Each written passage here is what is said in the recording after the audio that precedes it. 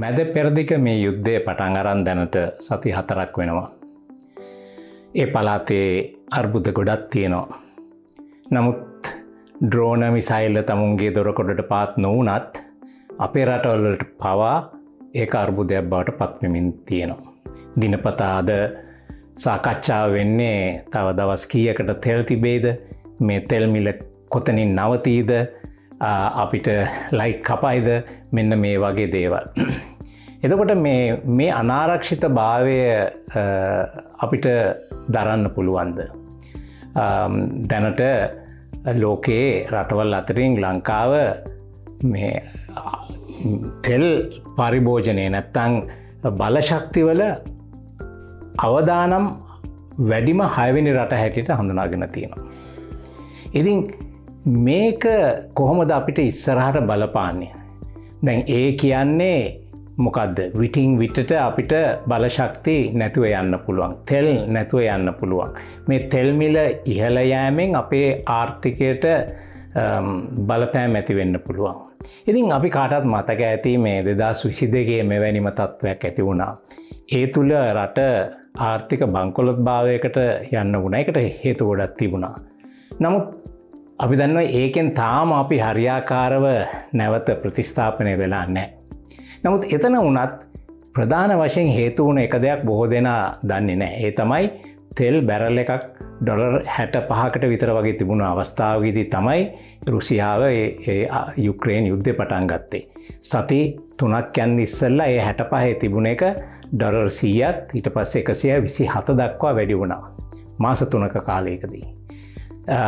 නමුත් මේ අවස්ථාවේදී සති 3කදී ඩොලර් 64ට තිබුණු බැරල් එක 100 දක්වා ගිහිලා තියෙනවා. ඉතින් මේ වගේ ගෝලීය වශයෙන් විශේෂයෙන්ම මේ තෙල් සැපයුම් දාමයට යම් බාධාවක් ප්‍රහාරයක් එල්ල වුණාම අපි පේනවා ලංකාව වගේ කංජ තෙල් නැති රටවල් වලට ඉතාමත්ම අවදානම් තත්ත්වයක් උදා වෙනවා.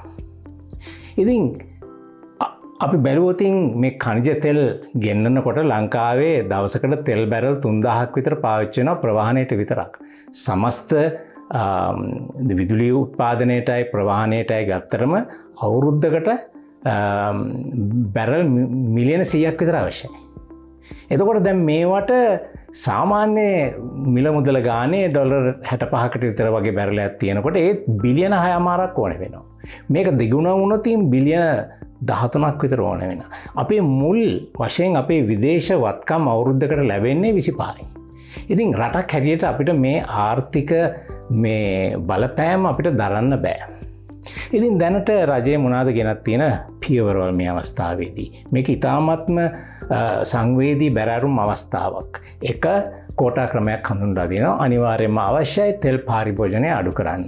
නමුත් අද පාරේ දුවන වාහන ලක්ෂ 61 ගත්තම ඒක දීලා තියෙන සතියට දීලා තියෙන තෙල් කෝටාවත් එක්ක වැඩි කරාම අපිට එනවා සතියකට ලීටර මිලියන 150ක් දෙන්න ඕනේ කියලා. නමුත් සාමාන්‍ය පරිභෝජනය වෙලා තියෙන්නේ 75යි. එතකොට මේක තුළ මට නම් තේරෙන්නේ නැහැ කොහොමද මේ පරිභෝජනය අඩු කිරීමේ ක්‍රියාවලියක්. ඉතින් මේවා මීට වඩා හොඳට කල්පනා කරලා ක්‍රියාත්මක කරන්න අවශ්‍යයි. සතිය දිනයක් නිවාඩු දීම ඒක විසඳුමක්. නමුත් ඒ තුළ ආර්ථික පසුබෑමක් එනවා. මුලින් කර යුතු දෙයක්ද අවසානයේ කර යුතු දෙයක්ද බලන්න. තෙල් මිල වැඩි කිරීම 35%කින් වැඩි කරලා තියෙනවා. මම හිතන්නේ ඒක කරන්න අවශ්‍යයි. ඒ තුලින් තමයි යම් තාක් දුරකට හරි පරිභෝජනය අඩු කරගන්න පුළුවන් වෙන්නේ. විශේෂයෙන්ම තෙල් නිෂ්පාදනය නොකරන රටක් හැටියට ලංකාවේ අපේ පෙට්‍රල් ෂෙඩ් වල තියෙන මිල ලීටර එක මිල ලෝකේ දෙවනි අඩුම තැනක තියෙන්නේ. ඉතින් අපි පරිභෝජනය අඩු කරගන්න කිසි දෙයක් කරලා නැහැ. ඉතින් ඒක නිසා මේ අවස්ථාවේදී මේ ආර්ථික අර්බුදයෙන් ගොඩනෙන්න කරන්න කීප දෙයක් තියෙනවා. නැත්තම් මේ තෙල් මිල අවුරුද්දක් හමාරක් තව ඉදිරියට ගියොත් ඒ වගේ වෙන්න පුළුවන්. අපේට මේ ලබාගෙනලා තියෙන මේ ආර්ථික ප්‍රතිස්ථාපනය අපිට නැති වෙන්න ඉඩකඩ තියෙනවා. ඉතින් මේකට ප්‍රධාන වශයෙන් විසඳුම මොකක්ද? එකක් තමයි මට පේන්නේ මේ තෙල් වලින් 60ක් 70ක් යන්නේ මේ වාහනවලට ප්‍රවාහණයට. නමුත් මේකෙන් පොදු ප්‍රවාහනයෙන් 40ක වගේ කොටසක් ගෙනියන්න මේ තෙල් ප්‍රමාණයෙන් 17ක් පමණයි යන්නේ. එතකොට මේ මේ ඉතුරු අය ඔක්කෝම පොදු ප්‍රවාහනය ගියා නම් අපිට මේ ඕන තෙල් ප්‍රමාණයෙන් 3න් එකක් තමයි ඕනේ. නෑ යන අය භාගයක් ආවත් මේ තෙල් බිල භාගයකට අඩු කරන්න පුළුවන්. ඒ වියදම අපිට ඉතුරු කරගත්තොත් අපිට ලොකු ආර්ථික හයියක් මේ රටට එනවා. ඉතින් අපි කොහොමද මේ තෙල් මිල අඩු මේ පාරිභෝජනය අඩු කරගන්නේ? වාහන පාවිච්චි කරන්න එපා කියන්නද? නෑ. වෙන රටවල් උදාහරණයක් වශයෙන් තෙල් නිෂ්පාදනය කරන්න නැති රටවල් සිංගප්පූරුව වගේ ගත්තොත් ඒ අය කරන්නේ තෙල් මිල වැඩි කරන එක ඇත්ත. නමුත් පොදු ප්‍රවාහනයේ හොඳ තත්ත්වයක ගේනවා. ඒ තුල තමයි ඒ සමතුලිතතාවය තියාගෙන ඉන්නේ. නමුත් අපි ඓතිහාසික පෞද්ගලික වාහනේ එන්න උස්සලා තියලා ඒක සමාජයේ අපි මේ ලොකු තැනක් දීලා තියෙනවා. නමුත් පොදු ප්‍රවාහනයේ එන්න දුර්වල කරලා ඒවට කරන ආයෝජනය අඩු කරලා දුප්පතාගේ ප්‍රවාහනයක් බවට පත් කරලා තියෙනවා. ඉතින් මෙන්න මේක සමාජගත වෙලා තියෙන්නේ අපිට පෞද්ගලික වාහනයක් නැත්තම් කිසි දෙයක් කරගන්න බෑ කියන එක.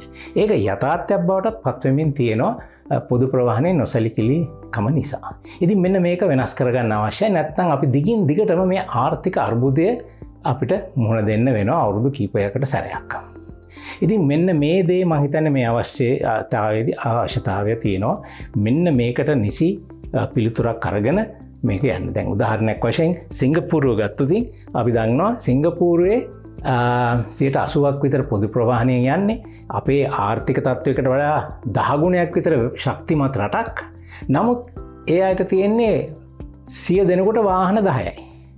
නමුත් ලංකාවේ 100කට වාහන 30ක් තියෙනවා. නමුත් අපි ඉන්නේ ඊට හුඟක් පහළ මට්ටමක ආර්ථිකය. ඉතින් අපේ ආර්ථිකයට දරන්න පුළුවන් මෙවැනි වාහන සංඛ්‍යාවක් මේ තෙල් ගෙනීම. ඉතින් ඒක නිසා මම හිතන්නේ අපි මේක නැවත විග්‍රහ කරලා අපිට සුදුසු ප්‍රවාහන ප්‍රතිපත්තියක් සහ බලශක්ති ප්‍රතිපත්තියක් ගණනය කිරීම මේ අවස්ථාවේදී ඉතාමත්ම වැදගත් කාරණාවක් වෙනවා.